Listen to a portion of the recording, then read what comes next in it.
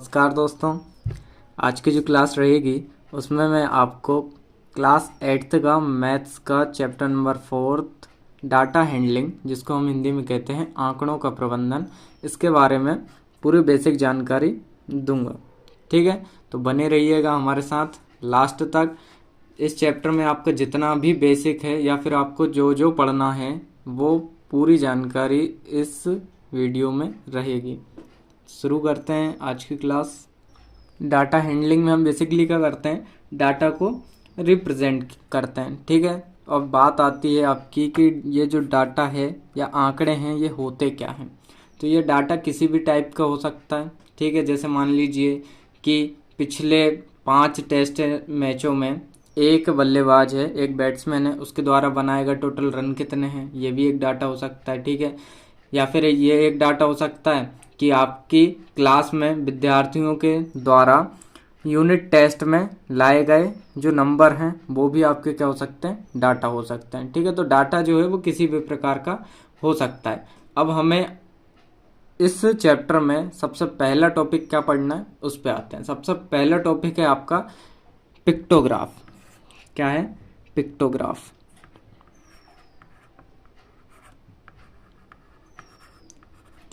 Pictograph को हम हिंदी में कहते हैं चित्रालेख।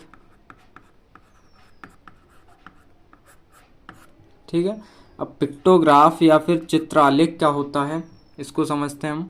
आपको पिक्टो यानी इसके नाम से ही समझ में आ रहा होगा, या फिर चित्रालेख, तो ऐसा आलेख जिसकी सहायता से हम डाटा को क्या करते हैं, पिक्चर्स के रूप में रिप्रेजेंट करते हैं, वो क्या कहलाता है आपको, पिक्टोग्राफ या फिर चित्रालेख कहलाता है।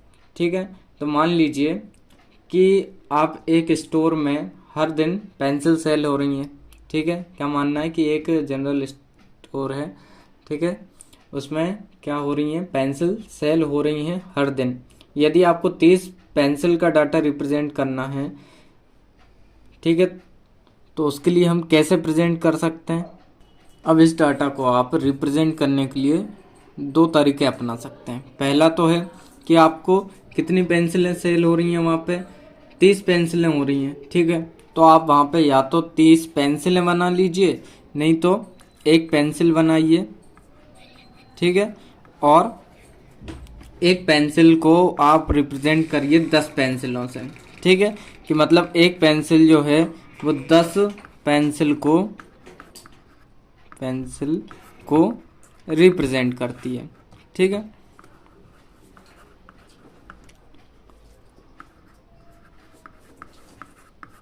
आपकी एक पेंसिल जो है वो कितनी पेंसिलों को रिप्रेजेंट कर रही है, 10 पेंसिलों को रिप्रेजेंट कर रही है। तो अब आपको डाटा कितनी पेंसिलों का देना है, 30 पेंसिलों का। ठीक है, तो आपकी मान लीजिए कि मंडे को आपकी, फिर यहाँ पे ट्यूसडे को और वेडनेसडे को कितनी कितनी पेंसिलें सेल हुई, तो यहाँ पे कितना आएगा, आपको टोटल 30 सेल करनी थी, तो यहाँ पे ये हो गई 10, 20 और ये 30। ठीक है, ये आप इस टाइप से सेल कर सकते हैं। उसके बाद यदि आपने मान लिया कि एक पेंसिल जो है 15 को शो कर रही है, तो जब वो एक 15 को शो करेगी तो आप उसको कितनी बनानी पड़ेंगी, टोटल आपको 2 पेंसिलें बनानी पड़ेंगी। ठीक है, उसके बाद आप मान लीजिए कि अब 30 ना होके 25 पेंसिलें हैं। ठीक है, कितनी पेंसिलें आपको हर दिन सेल हो रही हैं, 25 पेंसिलें हो रही हैं। तो 25 पेंसिल के लिए आप क्या करेंगे, एक 10 की मानी आपने, तो ये हो गई 10। ठीक है, ये हो गई 20। अब 25 के लिए क्या करेंगे, हम आधी पेंसिल बनाएंगे। कितनी पेंसिल बनाएंगे, आधी।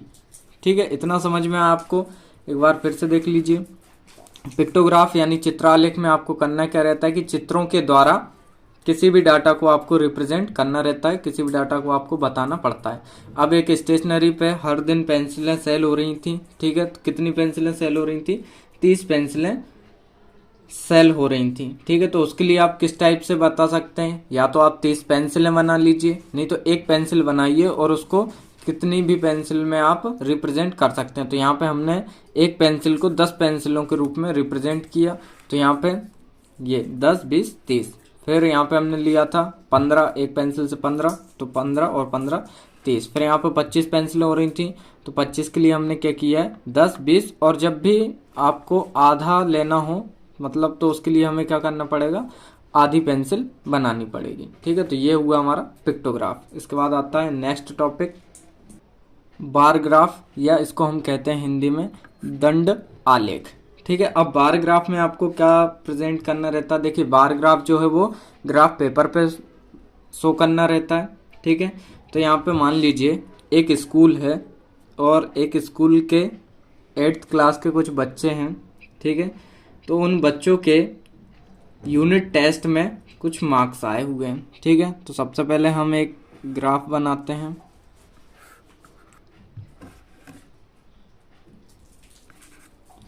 यहाँ पे आपका रहेगा 0। ठीक है, उनके यहाँ पे मैथ सब्जेक्ट, यहाँ पे इंग्लिश और यहाँ पे हिंदी, ये इतने रिप्रेजेंट हो रहा है यहाँ पे।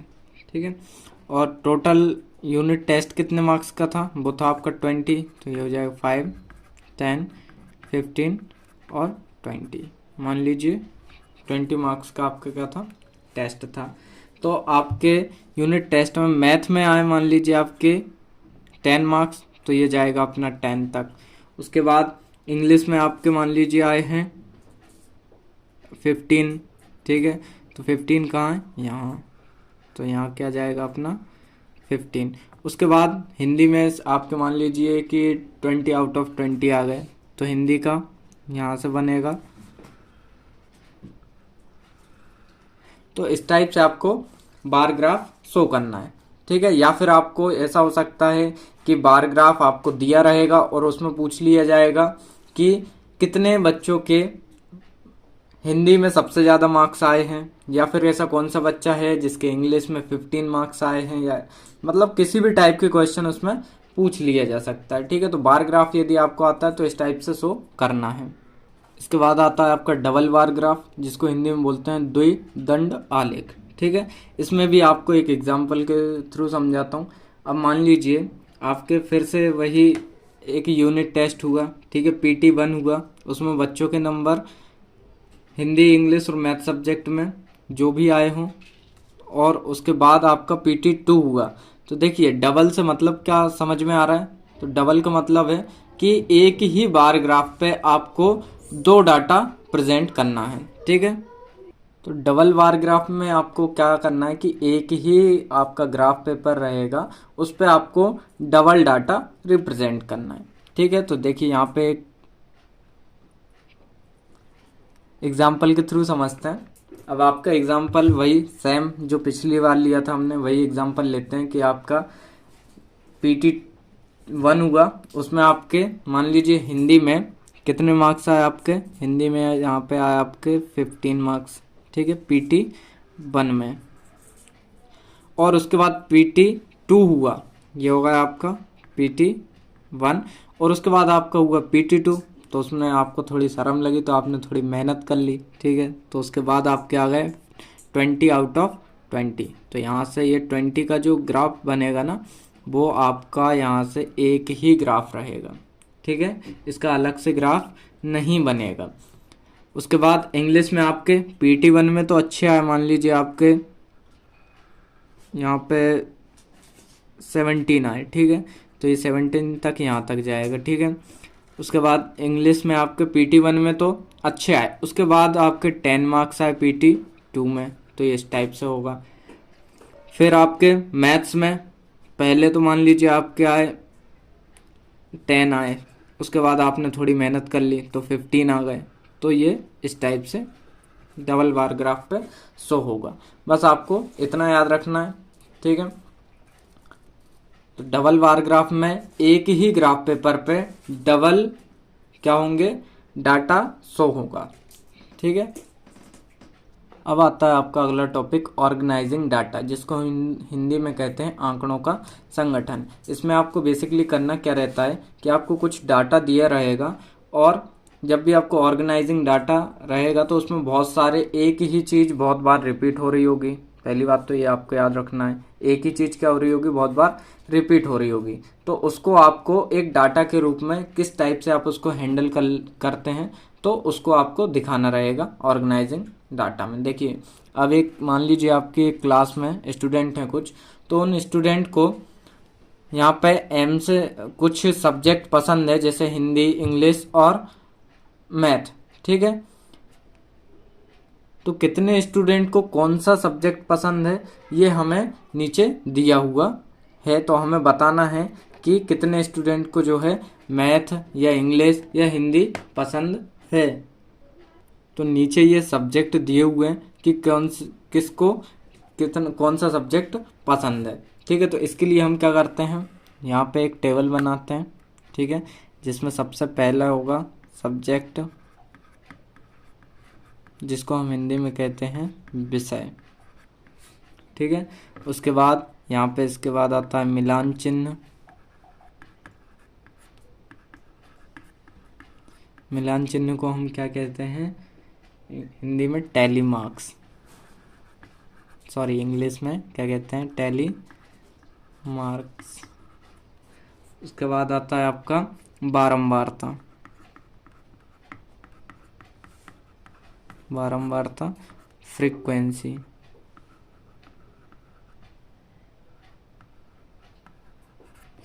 ठीक है। ये आपको एक टेबल बनाना है। अब इसमें विषय आपके कितने हैं, 3 विषय हैं, मैथ्स, इंग्लिश और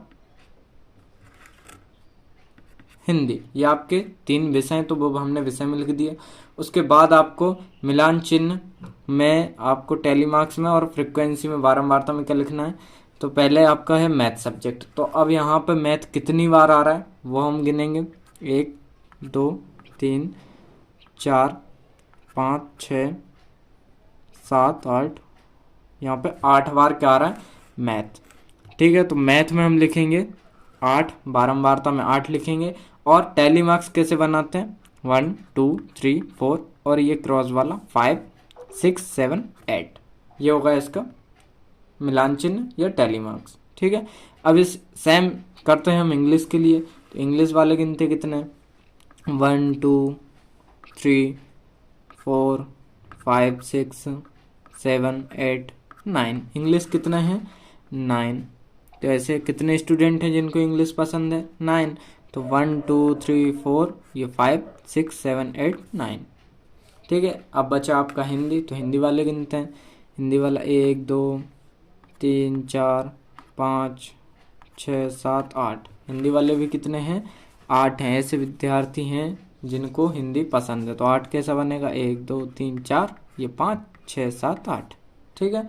तो इस टाइप से हमें ऑर्गेनाइजिंग डाटा या आंकड़ों का संगठन करना है। एक बार फिर से समझ लीजिए, एक क्लास में कुछ विद्यार्थी हैं जिनको कुछ को मैथ पसंद है, जिनको कुछ ऐसे हैं जिनको इंग्लिश पसंद है और कुछ ऐसे हैं जिनको हिंदी पसंद है। तो हमें यहाँ पे सब्जेक्ट दिए हुए थे, ठीक है। यहाँ पे हमने एम से मैथ को रिप्रेजेंट किया, ई से इंग्लिश को, एच से हिंदी को। तो यहाँ पे कुछ सब्जेक्ट दिए हुए थे जो विद्यार्थियों को पसंद है।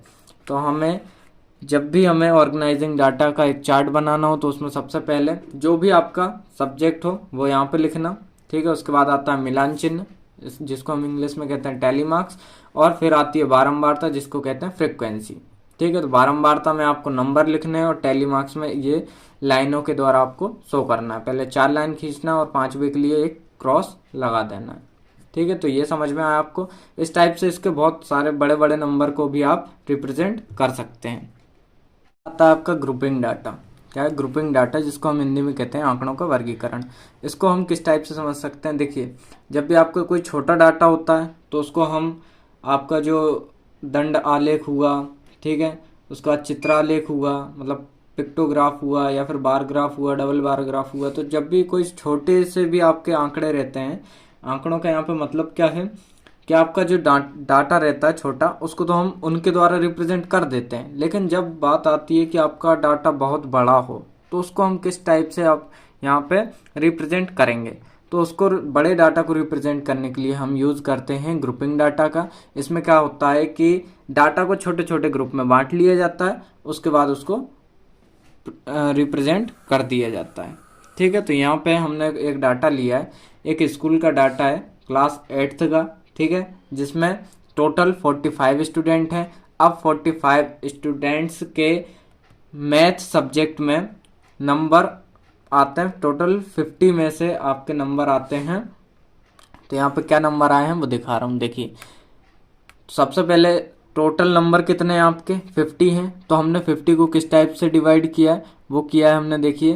पहले 0 से 10 का एक ग्रुप बनाया, फिर 10 से 20 का एक ग्रुप बनाया, फिर 20 से 30 और 30 से 40 और 40 से 50 का एक ग्रुप बना दिया हमने।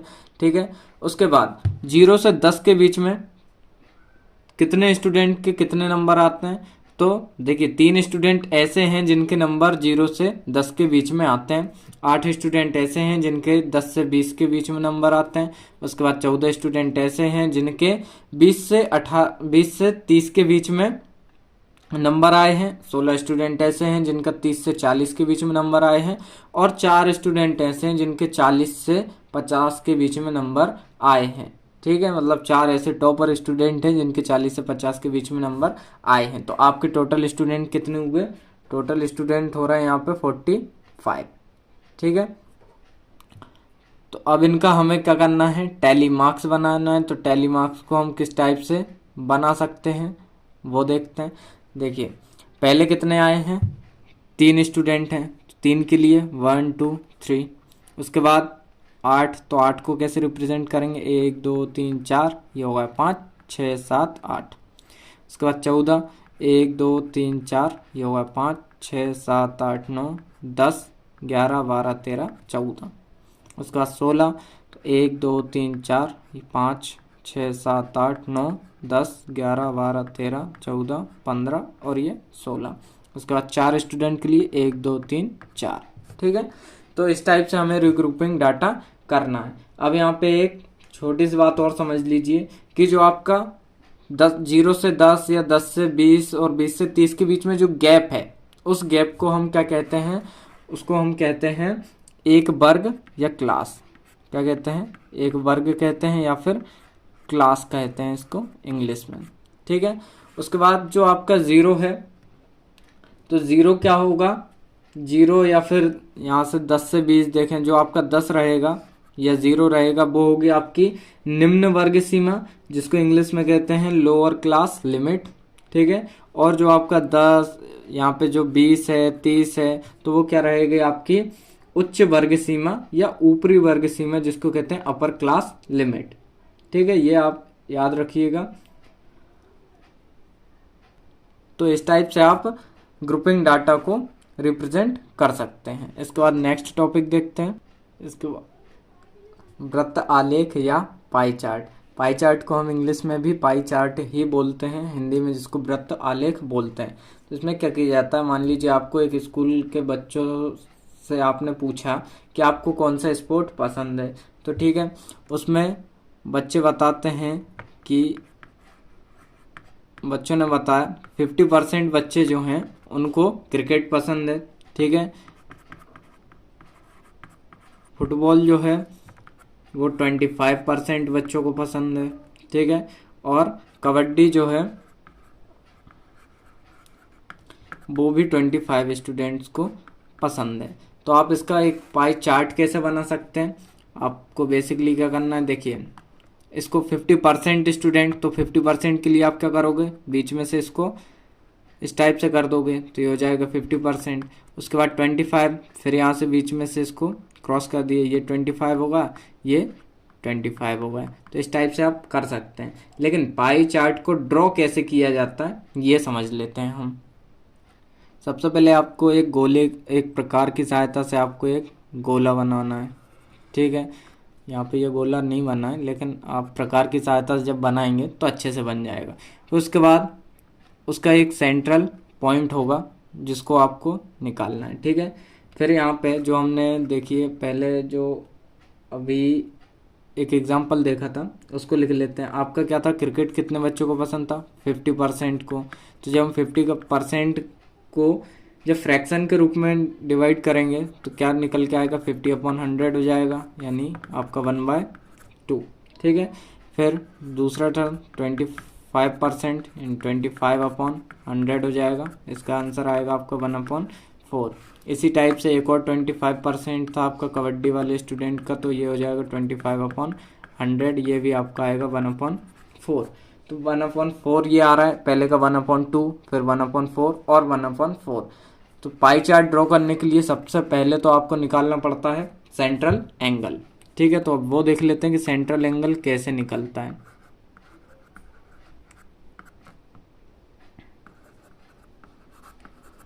सेंट्रल एंगल निकालने के लिए आपको जब भी कोई चीज़ परसेंट में दी है तो उसको सबसे पहले तो फ्रैक्शन में बदलिए। यहाँ पे हमने बदल लिए, पहला आ रहा है 1/2, फिर 1/4 और 1/4। तो 1/2 पहले वाले का हम सेंट्रल एंगल निकालते हैं। सेंट्रल एंगल मतलब आपको बीच का कोण निकालना है, तो उसके लिए हमें क्या करना पड़ता है, 360 डिग्री से इनटू करना रहता है। ठीक है, क्या करना रहता है, इनटू करना रहता है। जब इसको हम डिवाइड करेंगे तो आएगा आपके पास 180 डिग्री। ठीक है, अब यहाँ पे दूसरा था 1/4, तो 1/4 के लिए क्या आएगा आपका, वही सेम 1/4 इंटू 360। जब इसको करेंगे तो आपका आंसर आएगा 90 डिग्री। फिर 1/4 या 360 डिग्री इज इक्वल टू आएगा आपका 90 डिग्री। ठीक है, तो अब यहाँ पे जो हमने गोला बनाया था, ठीक है, तो उसको हम क्या करेंगे, यहाँ पे 180 डिग्री, 180 डिग्री का कोण कैसा बनता है, बिल्कुल सीधा बनता है। कैसा बनता है, बिल्कुल सीधा। ठीक है, उसके बाद दो 90 डिग्री के बनाने हैं आपको। 290 के लिए हम क्या करेंगे, एक बीच में से लाइन खींच देंगे, तो ये भी 90, ये भी 90, ये हो जाएगा आपका 180 डिग्री, ये हो जाएगा 90 डिग्री और ये वाला हो जाएगा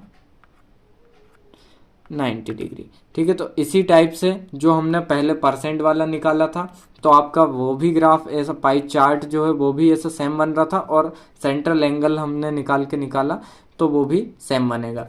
तो पाई चार्ट बनाने के लिए आपको बेसिकली क्या करना है, सबसे पहले तो प्रकार लेना है, उसकी सहायता से एक आपको गोला बनाना है। ठीक है, फिर जो भी आपको क्वेश्चन दिया उसका सेंट्रल एंगल निकालना है, और सेंट्रल एंगल निकालने के बाद उसको आपको ड्रॉ करना है। अगला टॉपिक आता है आपका प्रायिकता, जिसको इंग्लिश में कहते हैं प्रोबेबिलिटी। अब प्रायिकता किसे कहते हैं, तो किसी भी चीज़ के होने के कितने % चांसेस हैं, वो आपका प्रायिकता कहलाता है। ठीक है, यदि हम मान लीजिए एक सिक्के को उछालते हैं तो उस पर हेड या टेल आने के क्या चांस हो सकते हैं, वो आपकी प्रायिकता कहलाती है। तो इसको प्रायिकता को एक फॉर्मूले के द्वारा निकाला जाता है। तो इसका फॉर्मूला है, जिसको हम हिंदी में कहते हैं सूत्र, वो है आपका, इंग्लिश में देख लीजिए पहले, नंबर ऑफ फेवरेबल आउटकम्स, और इसके अपॉन में रहता है टोटल नंबर ऑफ आउटकम्स। ये आपका हो जाएगा प्रायिकता का फॉर्मूला। ठीक है, प्रोबेबिलिटी का इंग्लिश में होगा नंबर ऑफ फेवरेबल आउटकम्स, और अपॉन में उसके total number of outcomes. Hindi में होगा आने वाले परिणामों की संख्या, और बटे में होगा उसके कुल परिणामों की संख्या। अब मान लीजिए यदि आप एक पासे को फेंकते हैं तो क्या आ सकता है। ठीक है, पासा तो सभी ने देखा होगा, डाइस, टोटल नंबर कितने होते हैं उसमें, 6, 1, 2, 3, 4, 5 और 6। अब हमने यदि उस पासे को या डाइस को फेंका तो उसमें से 6 नंबर में से कोई सा भी नंबर आ सकता है। ठीक है, मान लीजिए कि आपसे पूछ लिया कि 3 आने की प्रायिकता क्या होगी, 3 आने की प्रोबेबिलिटी क्या हो सकती है, तो 3 उसमें कितने बार आ सकता है, केवल एक बार आ सकता है, तो उसका हो जाएगा 1/6 आंसर। ठीक है, उसके बाद आपसे पूछ लिया मान लीजिए कि सम संख्या आने की प्रायिकता क्या हो सकती है, तो सम संख्या मतलब इवन नंबर के क्या क्या आ सकते हैं, इसमें 2, 4 और 6 कितने सम संख्याएं आ सकती हैं, कितने इवन नंबर आ सकते हैं आपके, कितने आ सकते हैं, 1, 2 और 3। तो ये हो जाएगा 3/6। इसका मतलब इसको जब हम काटेंगे तो 1/2 इसका आंसर होगा। ठीक है, उसके बाद मान लीजिए आपसे पूछ लिया कि 4 से कम आने की प्रायिकता क्या होगी, तो 4 से कम कौन कौन से नंबर आ सकते हैं। 4 से कम लेना है, 1 2 3, ये आ सकता है 4 से कम में। तो कितने नंबर आ रहा है आपके, 3, तो ये हो जाएगा 3/6। मतलब इसका भी आंसर क्या आएगा आपका, 1/2। तो इस टाइप से आपको प्रायिकता वाले जितने भी क्वेश्चन आते हैं सबको आपको एक ही प्रकार से सॉल्व करना है। कुछ नहीं करना, बस आपको फॉर्मूले में वैल्यू पुट करना है और बस थोड़ा सा दिमाग लगाना है। ठीक है, तो आज का ये हमारा लास्ट टॉपिक था। इस टाइप से मैंने आपको डाटा हैंडलिंग चैप्टर का पूरा बेसिक कवर करवा दिया है। अब इसके बाद हम सीधा करेंगे इसकी एक्सरसाइज। ठीक है, तो आज की क्लास आपको कैसी लगी कमेंट करके ज़रूर बताएं। यदि चैनल पर पहली बार आए हैं तो हमारे चैनल को सब्सक्राइब जरूर करें। धन्यवाद।